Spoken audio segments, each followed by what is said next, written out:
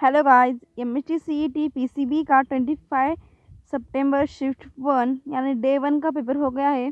तो आइए देखते हैं उसका एनालिसिस। स्टूडेंट ने हमको क्वेश्चंस भेज दिए हैं। तो बायोलॉजी, अगर बात बायोलॉजी की करें तो फर्स्ट एक क्वेश्चन आया था जो मैच द पेयर्स था। यानी आपको 4 ऑप्शन दिए होंगे और 4 ऑप्शन के 4 आंसर दिए होंगे। उसमें आपको राइट पेयर और राइट जो क्वेश्चन था उसको ज्वाइन कराना था। सेकेंड था डीऑक्सीजनेटेड एंड ऑक्सीजनेटेड ब्लड। आपको इसमें डिफरेंस बताना था या फिर कुछ और ऐसा ये क्वेश्चन आया था। हमें स्टूडेंट्स ने बस बताया है, उसने नोट्स बना के भेजे थे, तो हमने यहाँ पे डाल दिए हैं। तो आप देख सकते हैं जो ज़्यादा से जो क्वेश्चन है वो जो पिछले यानी कि जो पीसीएम का पेपर थे उसमें फिजिक्स और केमिस्ट्री जो थे ना क्वेश्चन, वो सेम सेम ही आए, सिमिलर ही आए। जैसे कि उसमें भी डेंसिटी का आया था और इधर भी डेंसिटी का आया है। और थर्ड नंबर पे फंक्शन आइडेंटिफाई, आपको एक फंक्शन दिया था किसी का, आपको आइडेंटिफाई करना था वो। और फोर्थ पे नेफ्रॉन, नेफ्रॉन का डायग्राम दिया था आपको, उसको आपको लेबलिंग करनी थी। जो राइट लेबलिंग थी उसको आपको आंसर टिक करना था। तो फिफ्थ था आपको एक डिजीज दिया था और उसका इफेक्ट बताना था आपको। सिक्स पे आपको रिप्रोडक्टिव पार्ट दिए थे और आपको जो करेक्ट है उनका वर्क था शायद और वो इनकरेक्ट है वो बताना था। सेवन्थ पे आता है ह्यूमन हेल्थ का, आपको चार्ट दिया था, आपको चार्ट बताना था। और डीएनए पर भी एक क्वेश्चन बना था और किडनी पर भी एक क्वेश्चन बना था। हो सकता है कि जैसे हमने पीसीएम का एनालिसिस किया है उसमें सिमिलर सिमिलर क्वेश्चन आए थे, हाइवेटेज के चैप्टर से ज़्यादा क्वेश्चन आए, तो यहाँ भी लगभग वही पैटर्न है। तो आप इसका एनालिसिस करिए, ये रिवाइज करिए, आपके अगले शिफ्ट में आपको इसके बहुत ज़्यादा यूज़ हो सकता है।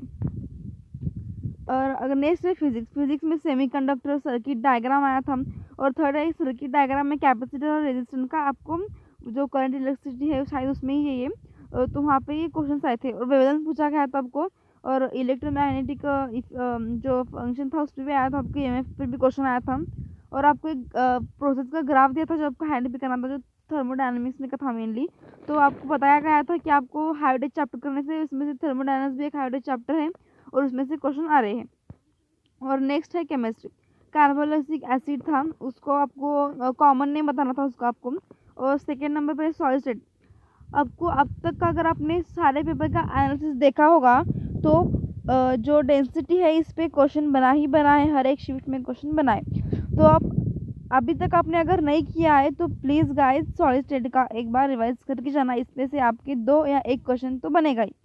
थर्ड है हाफ ऑर्डर रिएक्शन आया था जिसको आपको सॉल्व करना था। और फोर्थ पे एक रिएक्शन दी गई थी और उसको आपको आयुपैक नेम बताना था। फिफ्थ पे पीएचबी है। और सिक्स पे इंटेंसिव प्रॉपर्टी बतानी थी आपको। सेवन पे हाफमोन ब्रोमाइड डिग्रेडेशन का एक रिएक्शन था जो वो आया था आपको। और एट पे सॉल्यूशन। तो गाइज आपने देख लिया है। पेपर को हम इजी टू मॉडरेट ही बता सकते हैं क्योंकि ज़्यादा कुछ लेंथी पेपर वगैरह कुछ नहीं आया था, एकदम सिंपल यानी इजी टू मॉडरेट कह सकते हैं आप पेपर को।